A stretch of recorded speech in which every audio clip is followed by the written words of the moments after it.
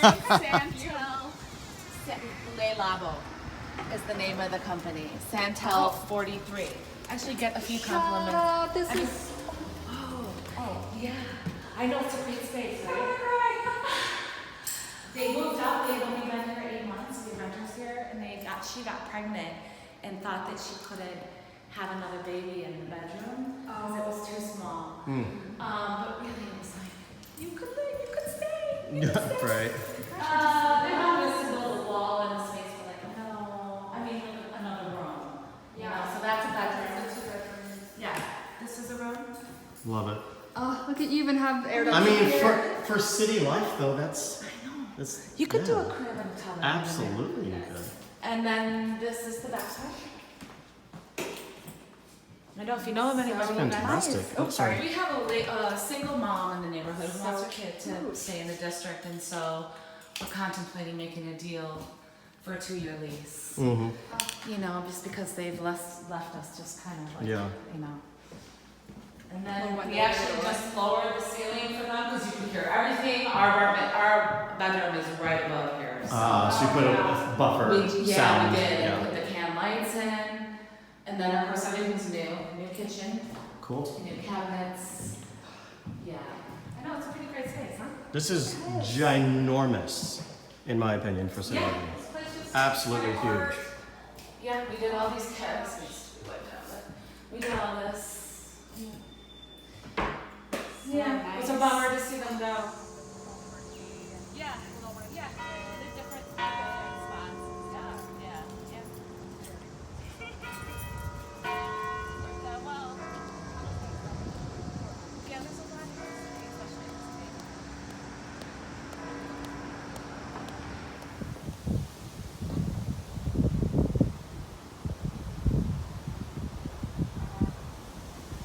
state. Nice butt.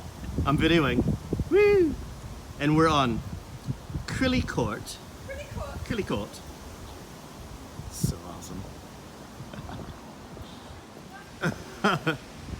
Welcome to Chicago. Woo!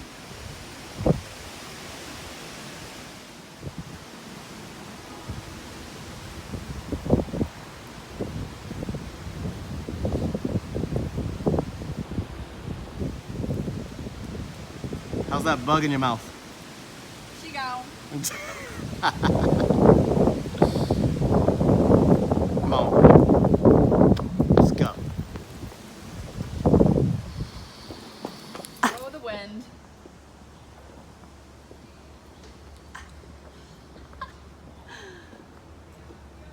If we go to a bar, just gonna get like water. I'm videoing. I don't know that it's surprising or not, but yeah, like, it was different. It was different. The crest is actually nice.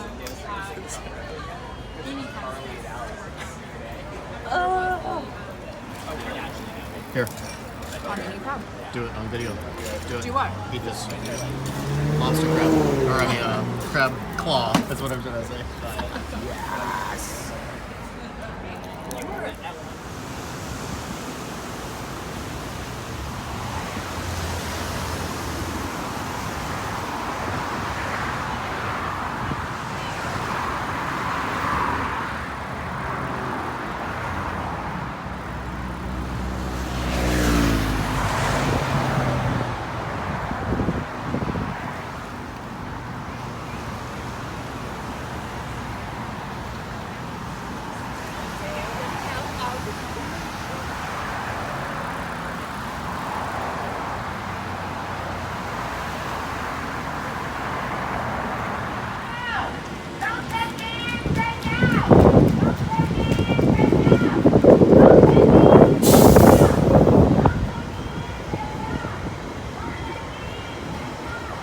Just now how many rooftop pools there are.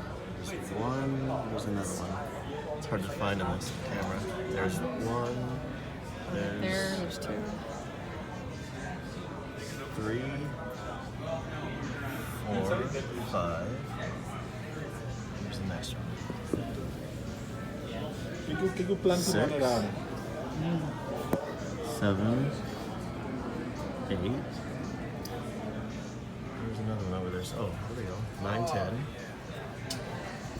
Etc. Etc. We're seeing such flatland. Yeah, it is flat.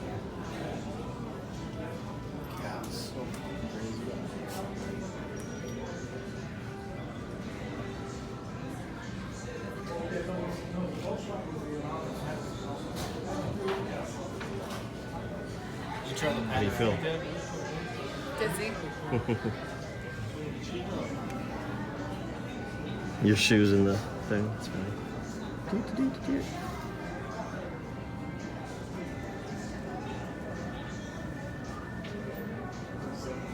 All the little ants.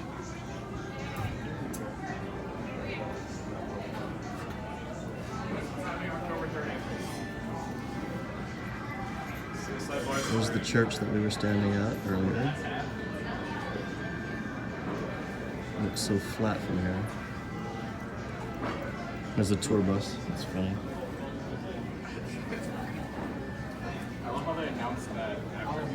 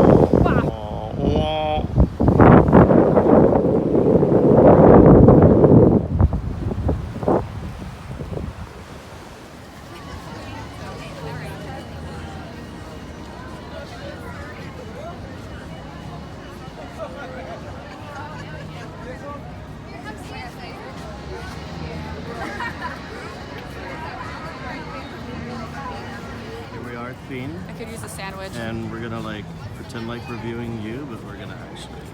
I know what you're doing. I see what you're doing. Mr. Bane. Yes. He was legit doing kissy faces, like actual duck lips, on his selfies. Yes, he was. How's my hair? How's my hair? So great.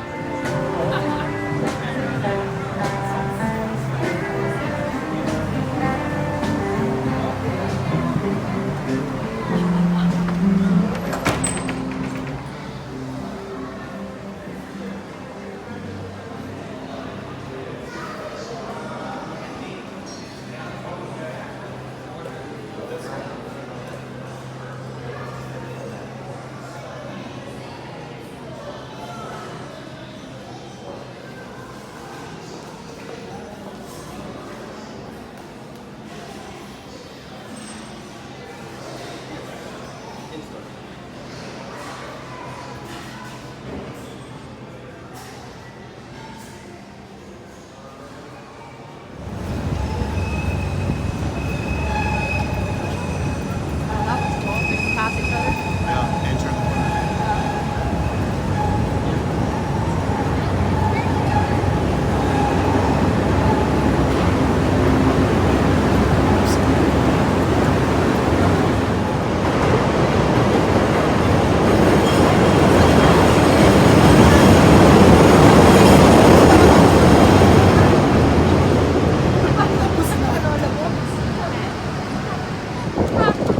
Damn good noodles and rings.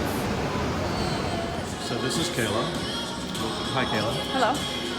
Looking at the menu that she's going to buy something from, while I'm eating a brownie.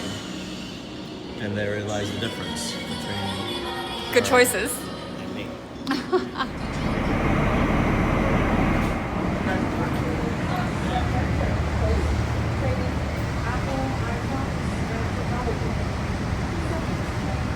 Toward the river.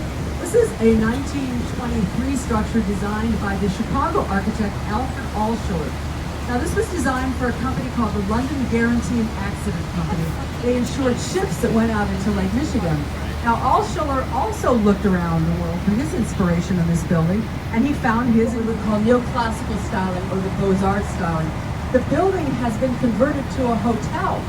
This is the London House Hotel now, and at the very top where the little temple is up there where the flags are flying, there's an open bar up on open rooftop bar up there, cathedral up at the top. This was designed by a New York firm named Howells and Hood for our Chicago Tribune French Gothic cathedrals, but the building has been converted to condominiums, which are apartments that are owned. It's undergoing some renovation right now. Tribune has moved into another building elsewhere. So we come underneath the Michigan Avenue and DuSable Bridge. As we go along here, you completed a project in Chicago called the Riverwalk. It's been years in the work and finally just completed last year. It's a continuous walk back from Lakeshore Drive all the way to the bend of the river. Another one was the landscape architect from Chicago, Terry Ryan. And the third is Gina Ford from Boston with Sasaki Associates. But these three women came up with this design that's wildly successful. It's a great, urban. In the 1920s, the city passed its first zoning ordinance. And they said to developers, you can take a quarter of a lot, you can build it to have solid walls all in the downtown office. Around that period, around 1930, was these kind of throne-shaped or chair-shaped buildings. As we come underneath the bridge, this green building that curves with the bend of the river. Now, so this is the end of the river walk here. As I said, it's from Lakeshore Drive all the way down to where the river bend is. This green, they work with it and they have this lovely little wedge shape of the building here.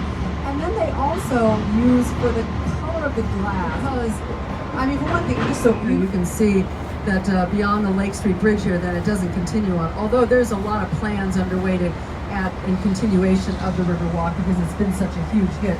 This is a nice spot just to sit down here and just watch us go. Demonstrated in the upright position coming here on your left, right above us. Good job. Oh, car is coming along. But still a working river, so you run into barges every day. So you don't run into them until full.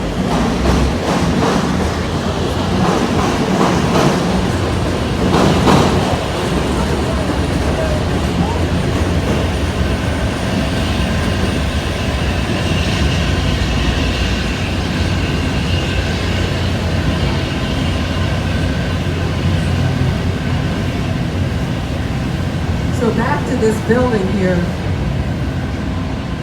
As I said, they considered it unbuildable because it was so tightly constrained by the bridges on both sides, the building back there, the river here, and it sits on 7 active railroad lines.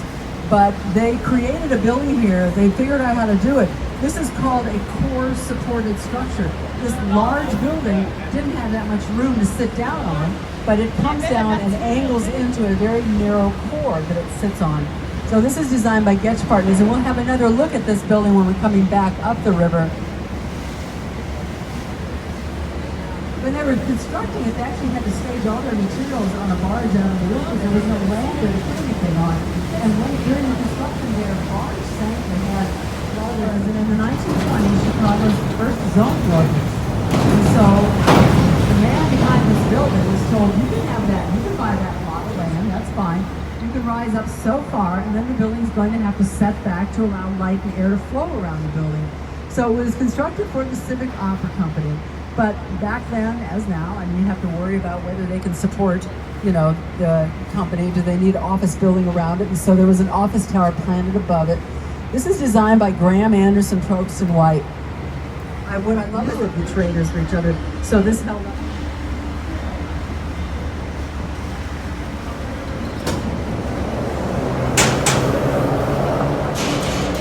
One of the things that you may understand, of course, is that when we give these river cruises, a lot of these buildings love it when we talk about their buildings. They like it when we point them out. So how do you get your building to be on one of our tours? Well, for one thing, if you look on your left here, you see a map right here from 1971, designed by Epstein & Sons. We never used to talk about this building. It was a blank wall back there, but then they got word for this region. This region, when they came crisscrossed through here, they always knew when they'd gotten right around here, and they had a word for it, Chicago, which referenced a little bulb that grew here. It was kind of an oniony garlic suburb. But he knew you need to have all the amenities. Like when you would design this building here, this had a little grocery store, a little drugstore, a little daycare center. You've got a little marina there for your yacht. The marina is aerated throughout the winter. That means they blow air into it. It does not freeze. How many of you have gone up on the ledge on the Willis Tower? Yeah. Did you get your photo taken? Did you lie down on the glass floor? Take a photo? But you can look up there and you'll see the west wall straight up there. There's 4 glass boxes popping out there. Those glass boxes come out about 4 feet or about 1.5 meters.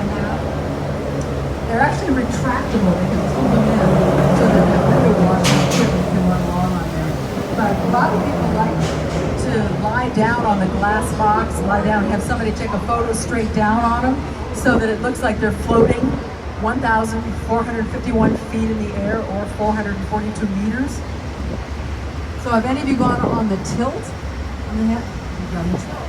All right. Well, the tilt is on the Hancock, which is actually now formally called 875 North Michigan Avenue. But the tilt is this boxy standing glass box that holds the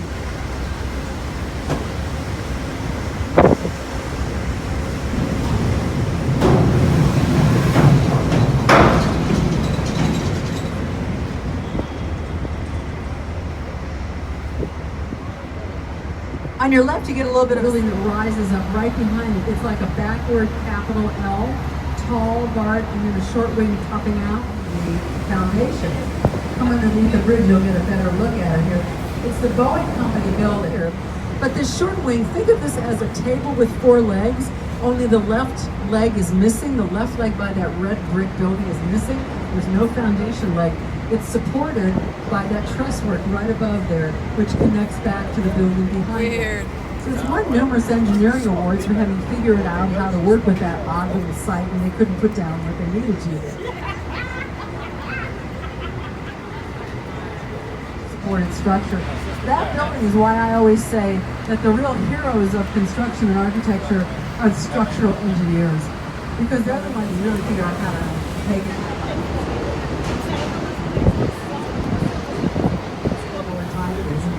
People don't watch that one. But it's now, I mean, for a lot of people, remember, because that was where traffic court was located for a long time. But now it's a bunch of offices and restaurants. So when you're right here, that was their charge to the architects. They were the Berner brothers. They were the sons of the architect Daniel Hudson Berner. And they designed the building to look like a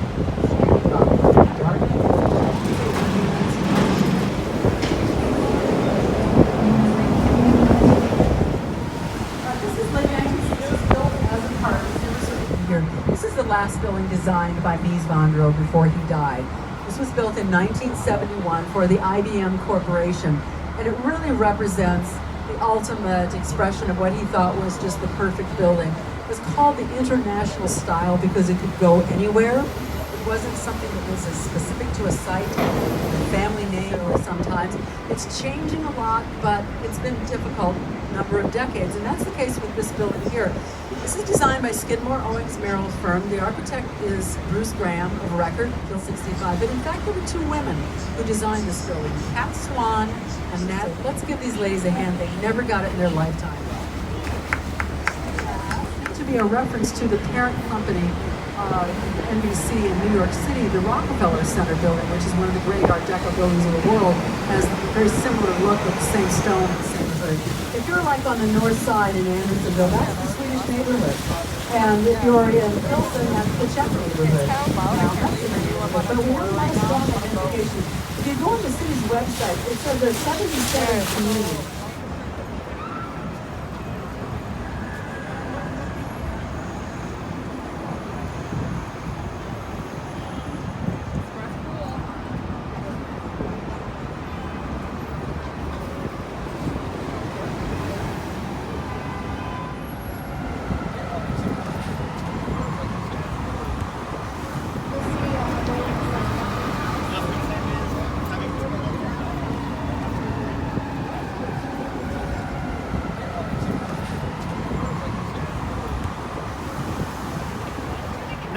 gotta do that. Just video. It's already going. It's too late. Fail. Ah, yes. That's awesome.